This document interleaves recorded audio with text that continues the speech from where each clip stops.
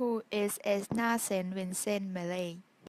Okay, let's begin. I was born on February 22, 1892 in Lockland, New York. I live by my single mother. I am a Provincetown prayer and self-proclaimed feminist. I also believe in the afterlife, and in 1923, I won a Pulitzer Prize. I and my husband live on 700-acre farm in Austerlitz, New York. I died in 1950. Nowadays, my house become a National Historic Landmark called State Park. One of my most famous poems is Spring. Towards purpose, April, do you return again?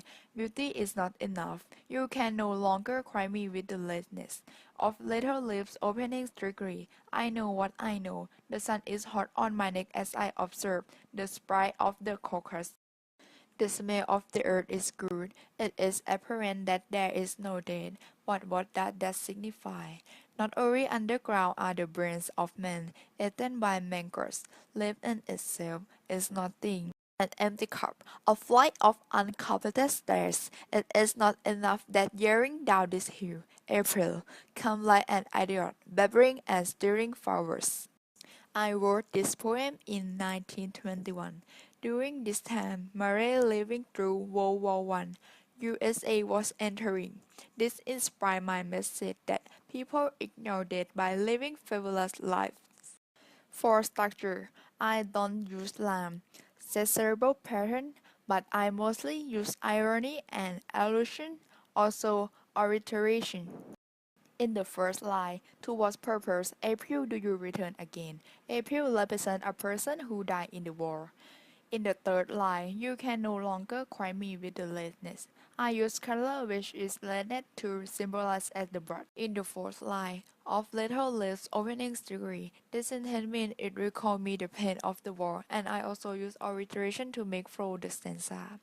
In the sixth line, the sun is hot on my neck as I observe. The poem wants to show that I have experienced a lot of things throughout my life. In the seventh line, the sprite of the crocus. Crocus is the first of the spring flower to bloom, symbolize of return of life in spring. However, it's beautiful, but when looked closely, there is something vicious about it. Okay, to sum up, the purpose of this poem is to image of this description of new life in nature.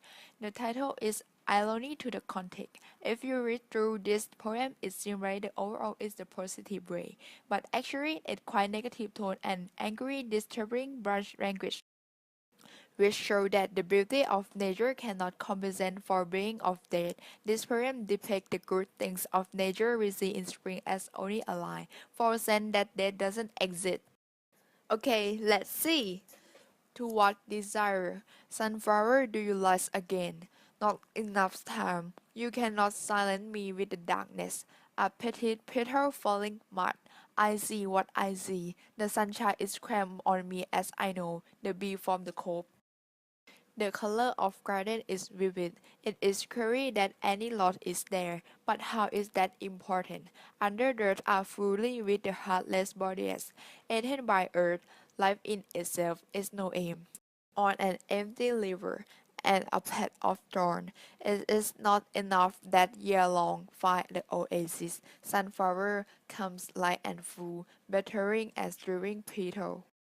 This poem expressed the same tone as the previous one, which used the sunflower as a symbol. In the morning, sunflower fade to the sunlight. On the other hand, if there is daytime, there is also have a nighttime. Which the word darkness in the line 3 represent the hard time because in the past there is no electricity, which make the life inconvenience. In fourth line, P sound make the line smoother. In the ninth line, the color of garden is vivid, show a beauty in the morning. In the last part of the poem, explain that life is not easy and everything is not as are expected. Created using Powtoon.